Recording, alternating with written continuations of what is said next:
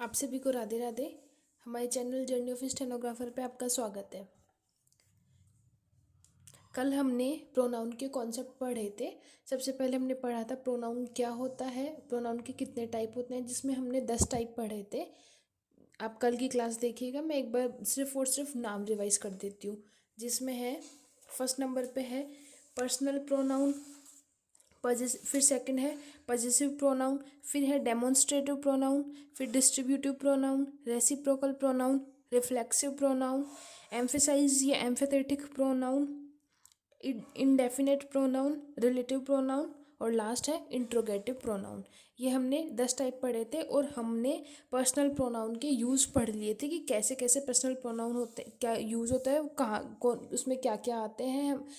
जो first person है, second person है, उन और थर्ड पर्सन है, इनके सिंगुलर प्लूरल, वो पूरी टेबल जिसमें सब्जेक्ट ऑब्जेक्ट और पजेसिव एडजेक्टिव पजेसिव प्रोनाउन ये हमने पढ़ लिए थे। फिर हमने पर्सनल प्रोनाउन के यूज़ पढ़ लिए थे कि कहाँ कहाँ यूज़ होते हैं, क्या क्या रूल्स होते हैं उनके। फिर उसी में हमने इट के रूल्स भी पढ़ लिए थे, इट के यूजेस, और फिर इट का जो भी रूल है वो पढ़ लिया था पर्सनल प्रोनाउन के रूप में। ठीक है, अब हम इसमें पढ़ेंगे बाकी के जो जितने भी प्रोनाउन बचे हैं उनके हम यूजेस पढ़ेंगे कि कहाँ कहाँ यूज़ होते हैं और क्या क्या उनके रूल्स होते हैं। ठीक है, अब हम पढ़ते हैं इसमें पजेसिव। सेकंड नंबर का है हमारा use of possessive pronoun. Possessive pronoun हम पजेसिव प्रोनाउन के यूज़ पढ़ेंगे यहाँ पर। ठीक है, उससे पहले हम देखते हैं पजेसिव में पजेसिव एडजेक्टिव और पजेसिव प्रोनाउन, ये दो टाइप मतलब कौन कौन से होते हैं।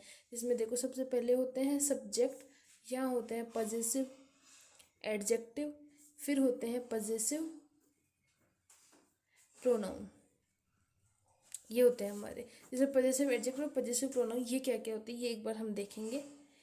सब्जेक्ट अगर आई है तो उसका पजेसिव एडजेक्टिव हो जाएगा माई, पजेसिव प्रोनाउन हो जाएगा माइन। ठीक है, अगर सब्जेक्ट वी है तो इसका पजेसिव एडजेक्टिव हो जाएगा आवर और पजेसिव प्रोनाउन हो जाएगा आवर्स। सब्जेक्ट अगर यू है तो पजेसिव एडजेक्टिव योवर और पजेसिव प्रोनाउन हो जाएगा योवर्स।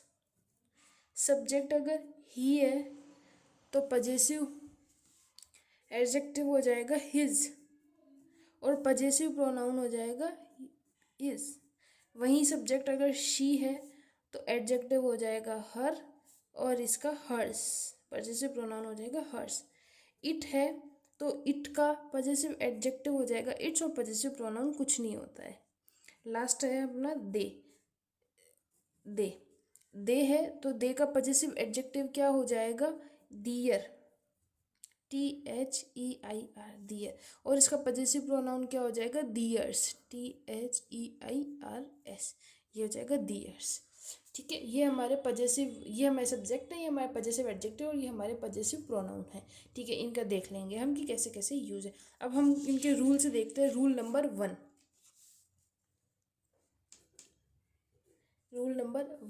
रूल नंबर वन क्या कहता है कि पजेसिव प्रोनाउन जो होते हैं, पजेसिव प्रोनाउन हमने देखे थे कौन से वाले हुए हैं पजेसिव प्रोनाउन, ये वाले हैं, मैं यहाँ पे इनको रखती हूँ। ये वाले हैं हमारे पजेसिव प्रोनाउन, ये noun, mine, ours, yours, his, hers, theirs, ये सभी हमारे क्या हैं पजेसिव प्रोनाउन है। इनका यूज़ हम यहाँ पर लिखेंगे पजेसिव प्रोनाउन।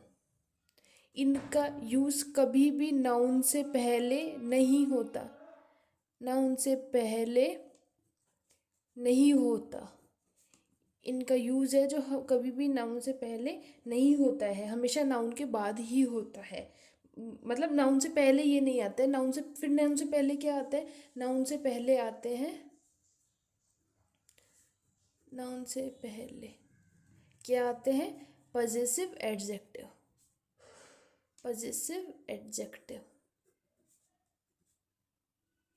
ठीक है, ये आते हैं हमें पजेसिव एडजेक्टिव। ओके, अब हम इसमें क्या देख, इससे क्या पता चलता है हमें, possessive adjective plus noun equals to क्या होता है possessive pronoun, possessive pronoun. Possessive adjective plus noun मिलके बनाते हैं हमारे पजेसिव प्रोनाउन बनाते हैं। ठीक है, अब कैसे, ये हम एक एग्जांपल लेके चलते हैं। जैसे पजेसिव एडजेक्टिव क्या है, जैसे माई, यहाँ पे नाउन क्या हो जाएगा, बुक, कुछ भी ले सकते हैं हम, बुक पेन कोई भी नाउन ले सकते हैं, माई फ्रेंड वगैरह कुछ भी। यहाँ पे क्या हो जाएगा, पजेसिव प्रोनाउन हो जाएगा माइन। जैसे एक एग्जांपल लेकर के चलूँ मैं, this book is my book. हम यहाँ पे माई बुक लिख करके नहीं, लिख करके ये भी लिख सकते हैं mine, this book is mine. तो मतलब बुक, अगर बुक है तो बुक से पहले तो एडजेक्टिव आएगा, लेकिन अगर बुक नहीं होता है तो यहाँ पे क्या आ जाता है, mine, this book is mine, मतलब ये मेरी किताब है। यह माइन से भी होता है कि ये मेरी के सेंस, मतलब ये उसमें पोजीशन के सेंस में शो कर रहा है, और जो नाउन है ये उसी के लिए ही आया है। ठीक है, ये होता है। इसके बाद में इसका सेकेंड रूल होता है, रूल नंबर सेकंड, कि पजेसिव प्रोनाउन का प्रयोग वर्ब से पहले और वर्ब के बाद दोनों रूप में हो सकता है। अगर वर्ब से पहले होगा तो सब्जेक्ट के रूप में होगा, अगर वर्ब के बाद होगा तो ऑब्जेक्ट के रूप में होगा। कुछ भी, जैसे मैंने यहाँ पे बताया कि ये माइन हो गया, तो और अब एक एग्जांपल ये भी हो सकता है, जैसे यहाँ पे देखते हैं अपन, ये पजेसिव प्रोनाउन, इनका यूज वर्ब के बाद ऑब्जेक्ट के रूप में और वर्ब से पहले सब्जेक्ट के रूप में। ठीक है, ये दोनों बन सकते हैं। ये जो पजेसिव प्रोनाउन है ये ऑब्जेक्ट और सब्जेक्ट दोनों बन सकते हैं। जैसे हमने ऑब्जेक्ट वाला तो ये देख ही लिया कि वर्ब के बाद में आ रहा है माइन, ये ऑब्जेक्ट हो गया। वैसे ही एक एक एग्जांपल मैं और लेकर के चलती हूँ, योवर योवर car is a new car. अब इस योवर कार की जगह मैं क्या लिख सकती हूँ, योवर्स, योवर्स भी लिख सकती हूँ। Yours car, yours is a new car, मतलब फिर यहाँ पे कार नहीं आएगा उसके साथ, तो yours is a new car मतलब तुम्हारी कार एक नई कार है, और योवर car is a new car, तुम्हारी कार एक नई कार है। ठीक है, तो वैसे ये वर्ब है, वर्ब के पहले सब्जेक्ट के रूप में आ गया, वर्ब के बाद यहाँ ऑब्जेक्ट के रूप में आ गया। ठीक है, ये वाला रूल भी क्लियर होता है। इसके बाद में आता है हमारा रूल नंबर 3। रूल नंबर 3 क्या कहता है कि पजेसिव प्रोनाउन का प्रयोग सेंटेंस में प्रीपोजिशन के ऑब्जेक्ट के रूप में होता है। मतलब क्या कह रहा है कि अगर पजेसिव प्रोनाउन है हमारा सेंटेंस में, देखो अगर प्रीपोजिशन है, प्रीपोजिशन दिया है, तो इसके बाद अगर पजेसिव केस का यूज होगा, पजेसिव प्रोनाउन का यूज होगा, तो वो क्या होगा, प्रीपोजिशन का ऑब्जेक्ट हो जाएगा। ठीक है, मतलब प्रीपोजिशन के बाद में पजेसिव प्रोनाउन क्या होता है, ये ऑब्जेक्ट के रूप में यूज होता है। जैसे एक एग्जांपल लेते हैं अपन, I prefer, prefer, I prefer your help to her. ठीक है, I prefer your help to her, मैंने प्रीफर की तुम्हारी हेल्प उसके लिए। ठीक है, तो यहाँ पे टू हेल्प, हर नहीं, यहाँ पे टू क्या है, ये हमारा प्रीपोजिशन है, ये हमारा प्रीपोजिशन। लेकिन प्रीपोजिशन के बाद में ये क्या, पजेसिव एडजेक्टिव नहीं, पजेसिव एडजेक्टिव नहीं होगा। प्रीपोजिशन के बाद में ऑब्जेक्ट आएगा तो वो क्या होगा, पजेसिव प्रोनाउन होगा, पजेसिव एडजेक्टिव नहीं होगा। तो ये यहाँ पे क्या आ जाए, यहाँ पे क्या आ जाएगा, हर्स। ठीक है, यहाँ पे आ जाएगा हर्स, हर नहीं आएगा, यहाँ पे हर्स आ जाएगा, यहाँ पे पजेसिव प्रोनाउन आ जाएगा। ओके, इसके बाद में नेक्स्ट हम देखते हैं कुछ वर्ड्स हैं जिनके बाद में कभी भी पजेसिव, जिनके साथ में कभी भी पजेसिव केस का यूज होता ही नहीं है। जैसे एग्जांपल रूल नंबर 4। अब कुछ वर्ड कौन कौन से, सेपरेशन,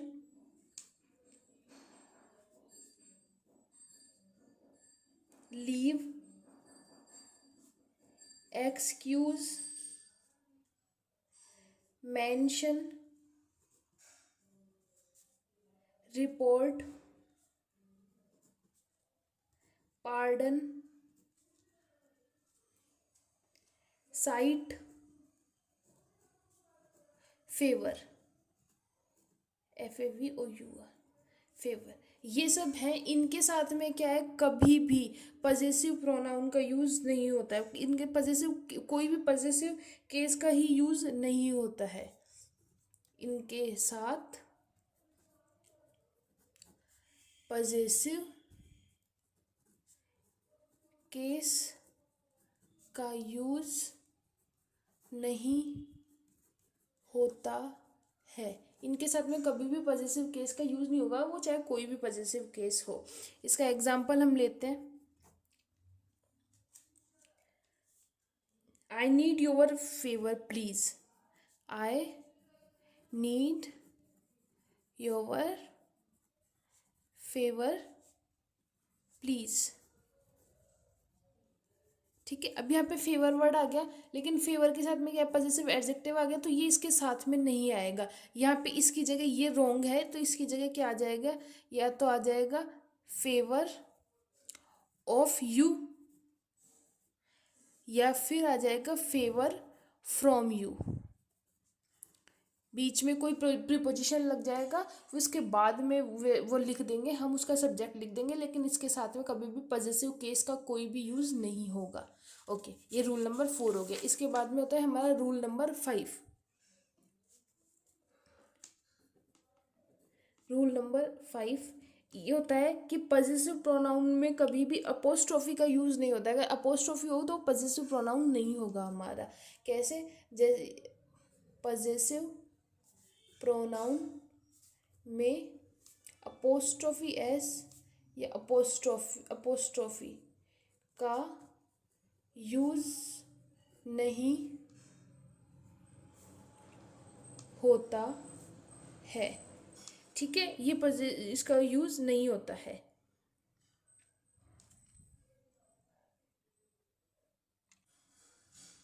का यूज़ नहीं, पजेसिव प्रोनाउन में अपोस्ट्रोफी एस या अपोस्ट्रोफी का यूज़ नहीं होता है, यूज़ करना ही गलत होता है। जैसे ये योवर्स है, YOURS, आप इसको YOUR' ऐसे नहीं लिख सकते हैं। जैसे ही हर हो गया तो इसको हर्ष हो गया, इस हर्ष को हम ऐसे नहीं लिख सकते हैं, हर्ष अपोस्ट्रोफी का यूज़ नहीं लगा सकते हैं। ठीक है, अपोस्ट्रोफी एस यूज़ करना गलत होता है। एक लास्ट पजेसिव प्रोनाउन में एक लास्ट रूल है, रूल नंबर 6, कि पजेसिव प्रोनाउन का यूज़ जो होता है ना, इसके बाद मतलब जरेंड जो होता है, जैसे जरेंड है, जरेंड क्या होता है, V1+ING, मतलब वर्ब की ING फॉर्म ही हमारी जरेंड कहलाती है। तो जरेंड के पहले पजेसिव एडजेक्टिव का यूज है। अगर कभी जरेंड आ गया तो उसके पहले हमें कोई पजेसिव केस लगाना है, तो वहाँ पे हम पजेसिव एडजेक्टिव लगाएंगे। जरेंड के पहले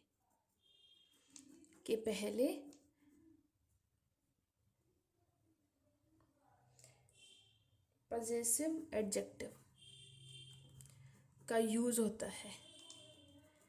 ठीक है, इसका एग्जाम्पल लेकर के चलते हैं हम। जैसे एक एग्जाम्पल बताती हूँ मैं। I was confident of my winning the match. I was confident of my winning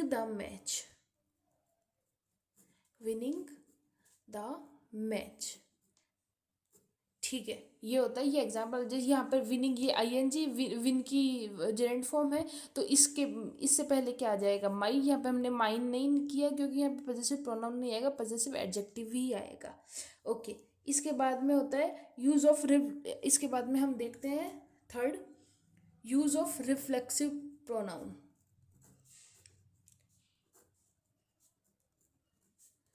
reflexive pronoun उससे पहले हम देखते हैं रिफ्लेक्सिव प्रोनाउन में क्या होता है। रिफ्लेक्सिव प्रोनाउन कौन से होता है, जिनके लास्ट में सेल्फ लगा हुआ होता है। सिंगुलर में तो सेल्फ होता है और प्लूरल में सेल्स होता है, SELVES, सेल्स होता है।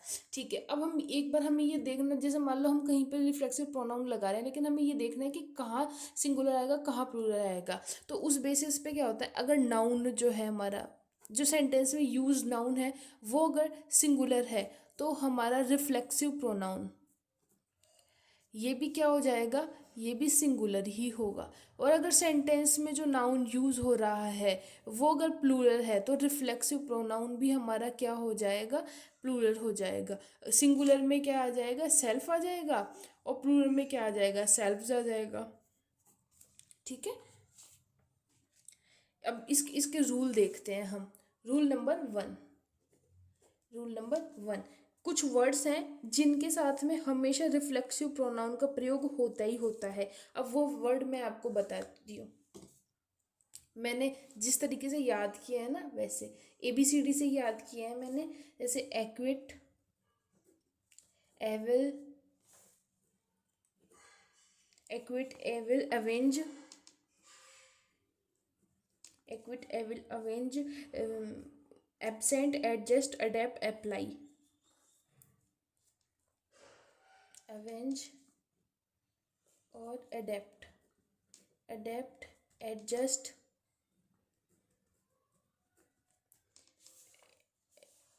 Absent, apply, absent, adjust, avenge, apply, adapt, amuse, amuse, amuse, ये सारे ए के वर्ड। फिर इसके बाद में बी होता है ब्लेम, एक बी का वर्ड था blame.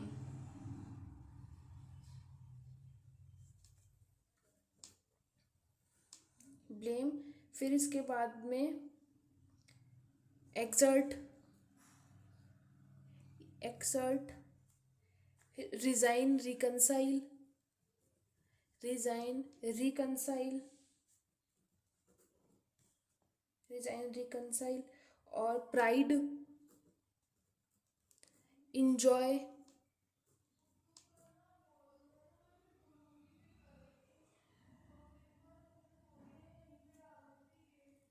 Amuse, blame, exert, resign, reconcile, pride, enjoy, ये सारे वर्ड्स होते हैं। इनके साथ में हमेशा क्या होता है, इनके साथ में हमेशा रिफ्लेक्सिव प्रोनाउन का यूज होता है।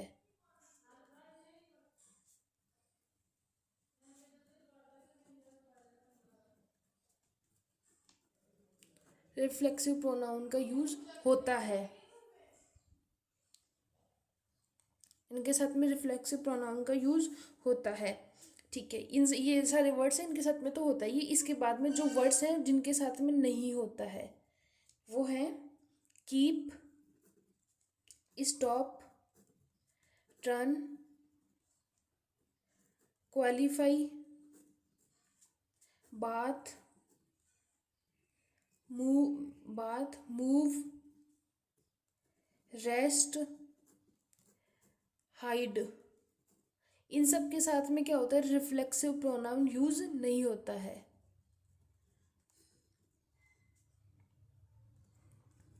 यूज नहीं होता है, इनके साथ में होता है और इनके साथ में नहीं होता है, कभी भी नहीं आएगा इनके बाद में। ठीक है, और एक एक और होता है, जैसे आई होता है तो आई जैसे सभी के क्या होता है, ऑब्जेक्ट के रूप में बनता है। जैसे ही का ऑब्जेक्ट है हिज, हिम, तो हिमसेल्फ हो जाएगा, हिमसेल्फ हो जाएगा। यू का भी ऑब्जेक्ट है यू, तो योर सेल्फ हो जाएगा। लेकिन एक आई है, आई का क्या है, ये रूल नंबर 3 है। आई है, आई का ऑब्जेक्ट क्या होता है, मी, तो मी सेल्फ कुछ भी नहीं होगा, ये इसका नाउन के पॉजेसिव एडजेक्टिव के रूप में होगा क्या, माई सेल्फ। ठीक है, मी, ये सिर्फ एक आई का ही ध्यान रखना है, इसमें ऑब्जेक्ट का नहीं, इसमें पॉजेसिव एडजेक्टिव का बनेगा, मीनिंग माई सेल्फ। ओके, ये रिफ्लेक्सिव प्रोनाउन भी कंप्लीट हो गया हमारा। इसके बाद में होता है हमारा डिस्ट्रीब्यूटिव प्रोनाउन। डिस्ट्रीब्यूटिव प्रोनाउन देखते हैं हम। Use of distributive pronoun,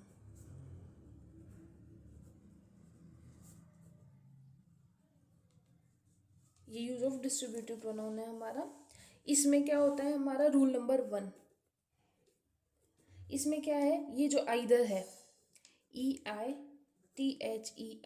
either, either का यूज कहाँ होता है? दो में से एक के अर्थ में, दो में से एक के अर्थ में, मतलब जहाँ पे दो में से एक बताना हो वहाँ पे आइदर का यूज होगा। लेकिन बहुत सारों में से एक बताना हो, दो से अधिक वस्तु हो, कुछ भी उनमें से एक बताना हो तो कहाँ क्या होगा? एनी या फिर वन। वन, ये कब? दो से अधिक में से एक, दो से अधिक में से एक के अर्थ में, ठीक है। वहाँ पे क्या हो जाएगा? ये हमारा एनी या वन का यूज होएगा। आइदर का यूज दो, दो में से एक के अर्थ में, और एनी वन का यूज हो जाएगा दो से अधिक से एक में, एक के अर्थ में। रूल नंबर 2 हो जाएगा इसमें। वैसे ये हाँ के है, वैसे इसका नेगेटिव हो जाएगा ना के, नाइदर। नाइदर हो जाएगा दो में से एक भी नहीं, और वैसे ही इसका, जब हम दो से अधिक में से एक भी नहीं लिखेंगे तो किसका यूज करेंगे? नन। नन हो जाएगा दो से अधिक में से एक के अर्थ में, ठीक है। ये रूल नंबर 2 हो जाएगा इसका। ये हमारा डिस्ट्रीब्यूट प्रोनाउन हो गया। इसके बाद में आता है use of reciprocal pronoun. Use of reciprocal, reciprocal pronoun. Reciprocal pronoun की यूज कैसे? रेसिप्रोकल प्रोनाउन में हमने देखा था ईच अदर का यूज दो व्यक्तियों के, दो कौन कौन से थे इसमें? रेसिप्रोकल में each other and one another, ये दो ही थे, ठीक है। तो ईच अदर का जो होता है दो, दो दो के सेंस में, मतलब दो व्यक्ति या दो वस्तु, दो व्यक्ति या वस्तु, इसके सेंस में किसका होता है? ईच अदर का। लेकिन जब दो से अधिक हो, दो से अधिक हो, से अधिक के सेंस में दो से अधिक व्यक्ति हो या वस्तु हो, कुछ भी हो, तो किसका सेंस होगा? तो वन अनदर का सेंस होगा, ठीक है। Each other and one another, okay. ये हमारा रेसिप्रोकल प्रोनाउन भी हो गया। इसके बाद में हम देखते हैं डेमोन्स्ट्रेटिव प्रोनाउन।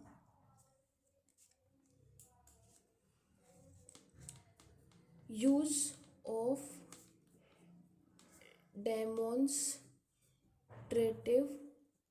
प्रोनाउन, ठीक है। डेमोन्स्ट्रेटिव प्रोनाउन, अब डेमोन्स्ट्रेटिव प्रोनाउन में इतना सा आप सिर्फ एक किस इंडेक्स याद रखना, पास की वस्तु के लिए और दूर की वस्तु के लिए, ये सिंगुलर और ये प्लूरल, ठीक है। सिंगुलर क्या है अपना? दिस, और इसमें सिंगुलर, इसमें ही पास के लिए प्लूरल क्या हो जाएगा? दीज। इसमें दूर के लिए दैट, और इसका प्लूरल हो जाएगा those. This that these those, this that these those. ये पास के लिए, जैसे अगर ये पेन रखा हुआ है, दिस इज माई पेन, लेकिन अगर बहुत दूर है तो मैं दैट इज माई पेन, तो वो दूर के लिए। और बहुत से कहते हैं जैसे these are all my books, तो ये यहाँ पास के लिए। दूर रखे हैं जैसे वो बहुत दूर हो तो those are all my books, ठीक है। तो वो वहाँ पर हो जाएगा प्लूरल, ऐसे सेंस में हो जाएगा। पास के लिए दिस दीज, और दूर के लिए दैट दोज, ओके। इसके बाद में आता है हमारा, बस ये इसमें इतना ही ध्यान रखना है आपको। ये इसमें बहुत ज़्यादा लंबा सा होगा, लेकिन मैंने आपको सिर्फ इतना सा बता दिया, आप ये इतना सा ध्यान रखना। इसके बाद में होता है use of relative pronoun. Use of relative pronoun,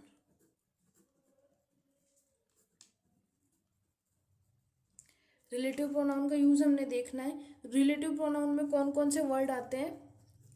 who, which, that, what, why, ये सब कुछ आते, ये सारे वर्ड्स आते हैं हमें, ठीक है। ये सारे वर्ड्स, ये सारे रिलेटिव प्रोनाउंस ही है। अब हम इसमें देखते हैं रूल नंबर 1।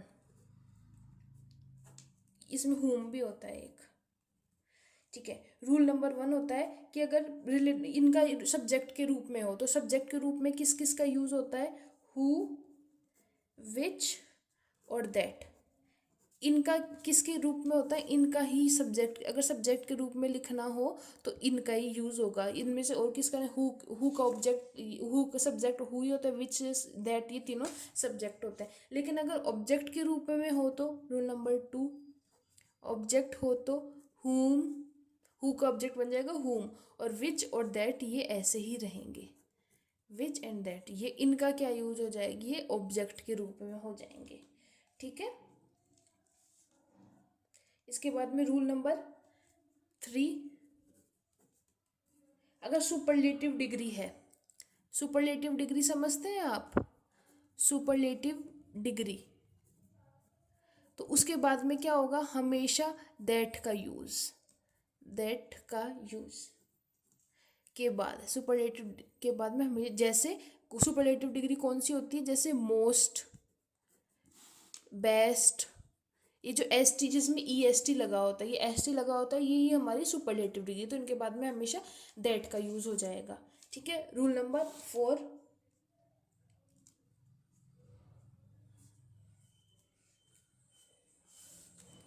रूल नंबर 4 क्या हो जाएगा कि ऑल का यूज जो है वो ह्यूमंस के लिए किया जाता है, और इसके बाद में हु दैट, और लेकिन एक सेकेंड,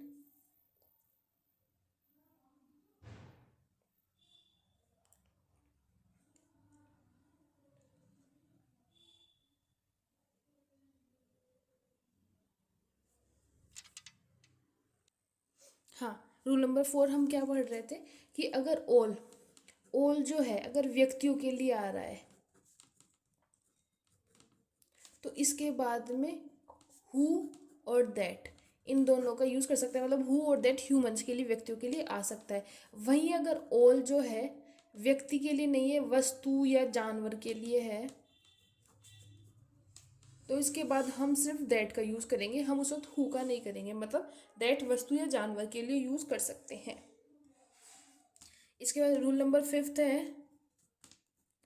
कि अगर हमारे पास में वर्ब है ना, क्लियर है, वर्ब स्पष्ट है, तो वर्ब क्लियर है, वर्ब क्लियर है, मतलब हमें क्लियरली दिख रहा है कि इसमें वर्ब क्या है, क्या क्या काम हो रहा है। वर्ब क्या करती है, काम करने का ही काम कर, मतलब काम ही होता है वर्ब, एक तरह से क्रिया होती है। तो वो क्रिया हम जब करते हैं तो अगर हमें दिख रही है कि हाँ क्लियरली उसमें क्रिया हो है कोई ना कोई, तो हम क्या करेंगे, the same, the same plus noun ये होता है, तो इनके बाद में हमेशा दैट यूज होता है, दैट यूज होता है।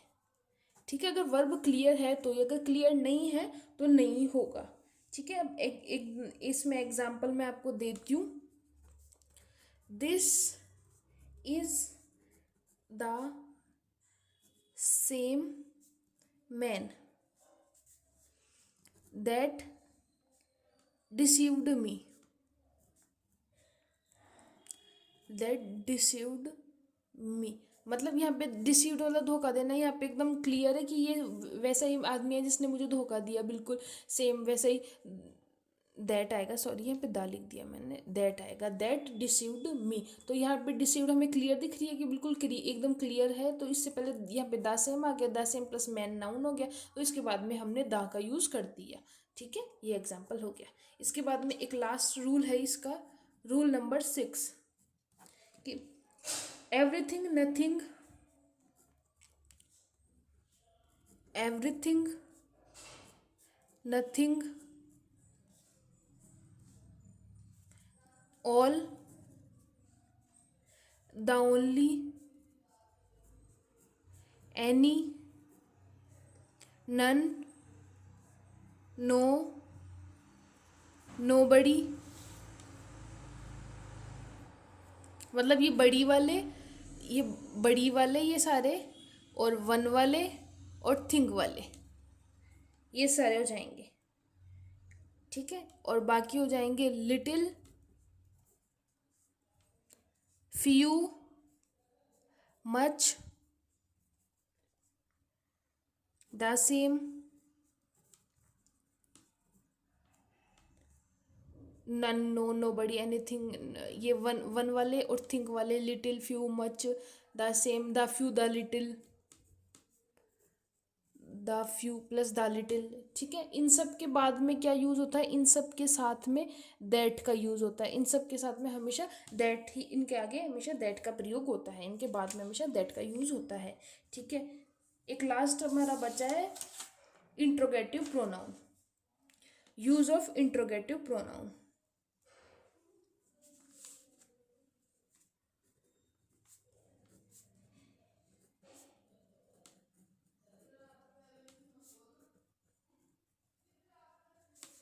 इंट्रोगेटिव प्रोनाउन, इंट्रोगेटिव कौन कौन से होते हैं, जो क्वेश्चन पूछते हैं। वर्ड कौन कौन से हैं, who, WH word, who, whom, whose और which, ये हमारे इंट्रोगेटिव वर्ड होते हैं, ठीक है। अब इनमें हम देखते हैं, अगर प्रीपोजिशन के बाद में, जैसे प्रीपोजिशन के बाद, जैसे पहले प्रीपोजिशन आ जाए, रूल नंबर 1, इसमें प्रीपोजिशन आओ, उसके बाद में अगर WH वर्ड आए तो हमेशा क्या आएगा, whom आएगा। क्यों, क्योंकि ये who जो है ये सब्जेक्ट का काम करता है, और प्रीपोजिशन के बाद में हमें हमें पता है कि ऑब्जेक्ट आता है हमेशा, तो whom जो हो जाएगा ये ऑब्जेक्ट है, ये who सब्जेक्ट है और whom क्या है, ऑब्जेक्ट। तो प्रीपोजिशन के बाद में हमेशा whom का यूज़ होगा। और वहीं अभी इनका देखते हैं, इनका यूज़ क्या कहाँ कहाँ होता है, who, whom, whose और which हु का यूज़ होता है हमेशा सब्जेक्ट के लिए, मतलब सब्जेक्ट का जब क्वेश्चन हो, सब्जेक्ट के बारे में हो क्वेश्चन, तब हु का। ऑब्जेक्ट का हो तो, ऑब्जेक्ट की जगह हो तो ऑब्जेक्ट का। हुज का मतलब मालिक दर्शाता है कि हाँ ये मालिकाना हक दिखा रहा है कि ये मालिक कौन है भाई, जब मालिक मतलब एक ओनरशिप, ओनरशिप का क्वेश्चन पूछे तो हुज। और कोई भी चुनाव चुनाव करना हो, मतलब चूज करना हो, तो विच का यूज हो जाएगा। जैसे कि विच वन इज बुक, मतलब विच वन इज गुड, तो मतलब बोलते हैं ना ऐसा, विच वन इज गुड, तो वैसे कि, और दिस बुक इज हुज, मतलब ये किसकी बुक है, तो मालिकाना अर्थ के लिए। और विच का यूज चुनाव के लिए, मतलब पिक करने के लिए कि कौन सा वाला ये ज़्यादा बेटर कौन सा है। ओके, तो इसमें हो जाएगा हमारा ये लास्ट, हमारे यहाँ पे हमारा कंप्लीट हुआ। अब हम कल इसकी प्रैक्टिस करेंगे, ठीक है। ओके, राधे राधे। अब बस प्रोनाउन एक बार आप अच्छे से दोनों क्लासेस को कंटिन्यू कर लेना, एक बार अच्छे से देख लेना उन्हें, कहीं पे कुछ समझ नहीं आए तो टेलीग्राम पे मैसेज कर देना। टेलीग्राम इसमें इस वीडियो के कमेंट में पिन है टेलीग्राम का लिंक, आप वहाँ से कनेक्ट हो जाइएगा और वहाँ से मुझे मैसेज कर दीजिएगा। और चैनल को लाइक, शेयर और सब्सक्राइब, मेरी वीडियोज़ को लाइक भी ज़रूर कीजिएगा। राधे राधे।